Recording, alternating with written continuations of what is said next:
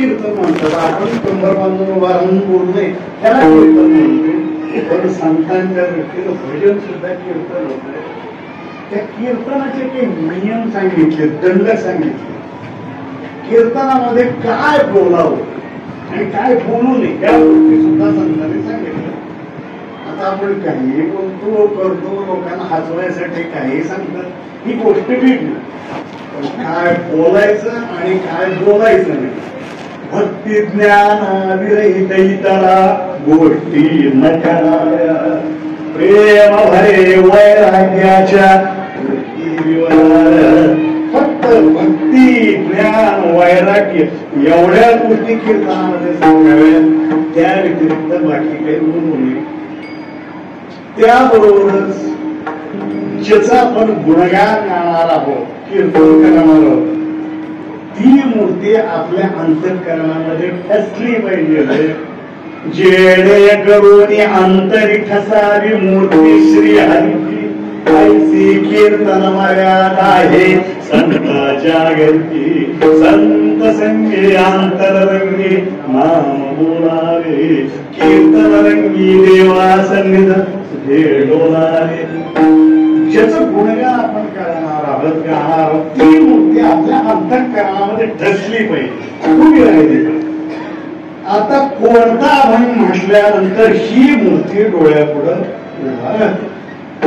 रूप पाहता लोचनी सुख झाले साधनी. तो हा विठ्ठल बरवा, तो हा माधव बरवा. मौत सुकृताची जोडी म्हणून विठ्ठली आवडी. सर्व सुखाची आगळ बाबर कुमादेवीवर. ह्या अभंगामध्ये ज्ञानोबायांना त्या मूर्तीकडे पाहिल्यानंतर जी अनुभूती आली, जो आनंद वाटला पाहिल्यानंतर, त्याचं वर्णन ज्ञानोबा करतात. बाकी त्या मूर्तीचं ही कशी उभा आहे, कुठं उभा आहे, काहीच वर्णन त्याच्यामध्ये. आता ह्याच्यामध्ये फक्त 2 वेळेला विठ्ठल शब्द आलेला आहे, म्हणून ते वर्णन विठ्ठलाचं म्हणायचं. नाही तर तेवढे 2 शब्द काढले तर माधव हे वर्णन भगवान श्रीकृष्णाला आहे, त्याचंही नाव ते. श्रीकृष्णाचं नाव ते येते. रघुमादेवीवर तोही आहे. श्रीकृष्ण हा रुक्मिणीचाच पती आहे, त्यामुळे ते वर्णन तिकडे लागू शकतं. फक्त त्यामध्ये विठ्ठल शब्द आलाय 2 वेळेला, म्हणून ते विठ्ठलाचं वर्णन. पण हे सुंदर ते ध्यान, सुंदर ते ध्यान उभा आहे. कुठे पिठेवर, ते पिठेवर उभा आहे. कुठल्या पोझिशन मध्ये उभा आहे? करकटावरी ठेव, कमरेवरती त्याने हात ठेवलेले, विटेवरती उभा आहे. पण बाकी परिधान काय केलंय? मकर कुंडले, कानामध्ये त्यांनी मकराकार कुंडल घातलेली आहे. तळपती श्रवणी, गळ्यामध्ये काय? कंठी कौस्तुभमणे विराजी. कंठामध्ये कौस्तुभ म्हणजे धारण केलेलं आहे. वस्त्र कुठलं नेसलं? पितांबर नेसलेलं आहे. हे वस्त्र धारण केलंय. हे जे वर्णन आहे पांडुरंगाचं, कोणता अभंग म्हटल्यानंतर डोळ्यापुढे एकदम येतं की हा विठ्ठल ज्यानं कमरेवरती हात ठेवलेले, जो विटेवरती उभा आहे, ज्यानं कानामध्ये मकराकार कुंडलं घातले, गळ्यामध्ये कौस्तुभ मणी धारण केलेलं आहे, गळ्यात तुळशी हार घातलेले केलेले आणि पितांबर नेसलाय. हे सगळं वर्णन तो अभंग म्हटला की तो डोळ्यापुढे येतो, पूर्ण वर्णन त्याचं.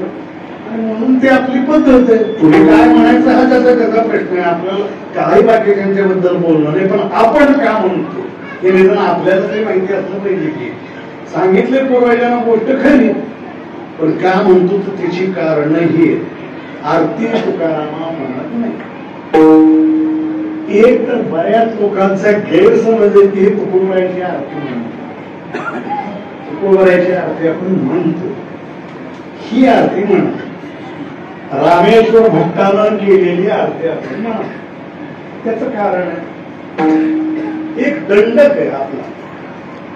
उच्चार जो करायचा, टाळ पकवानावरती जे म्हणायचं, ही फक्त संतांची अक्षर असली पाहिजे, त्यांच्या मुखातनं निघालेली अक्षर असली पाहिजे.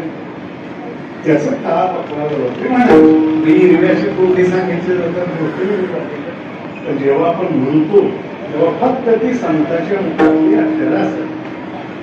रामेश्वर भट्टाचं पूर्वायुष्य सगळ्यांना ठेवतं. म्हणजे जी वारकरी मंडळी त्यांना माहिती की अगोदर कुठं काय केला सगळ्यांना. पण तोही विषय महत्वाचा नाही. कसं नाला असू द्या रोगळ असू द्या कुठपर्यंत अजून गंगेला जाऊन मिळालं नाही तोपर्यंत. एकदा ते गंगेला जाऊन मिळालं की तीर्थ म्हणून तेच घ्यायचं. आज तो पाठीमागनं आलेला नाला एकदा गंगेला मिळालं की पाठीमागचं समज. त्याप्रमाणे तुकोबरायचे ते निश्चित भक्त झाले तर माणसं गोष्टी सोडून द्यायच्यासाठी. तुकोबरायचे ते भक्त झाले. पण भक्त झाले म्हणजे संत झाले असं. भक्त आणि संत याच्यामध्ये फरक आहे. संत फार अवघड होणं. भक्त काय जे आपण वारी करणारे सगळे भक्त आहोतच की आता त्यालाही काही नियम सोडून द्या. पण संतत्व प्राप्त होणं फार अवघड गोष्ट. जरी रामेश्वर भट्ट तुकोबरायचे भक्त झालेले असले संतत्वापर्यंत ते पोहोचले नाहीत. आपल्यापर्यंत फक्त भगवंताच्या मुखातले अक्षर मग गीता असेल भागवत असेल नाही तर संतांची अक्षर एवढीच आपण म्हणतो करतो. रामेश्वर भट्टाला आपण संत न मानत असल्याच्या योगानं त्यांची कुठलीही अक्षर आपण मानत नाही. तुकोबरायच्या अर्थ आपण करतो. ज्ञानोबारायांनी केलेली प्रपंच रचना ही असती प्रसंगी. आपण तर ज्ञानोबारायामध्ये तुकोबारामध्ये भेदच केलेला नाही. जेवढे ज्ञानोबा तेवढेच तुकोबारा म्हणून दोघांपैकी एकाचीच आरती आपण म्हणतो. दोन्ही आरत्या एका वेळेला आपण म्हणत नाही.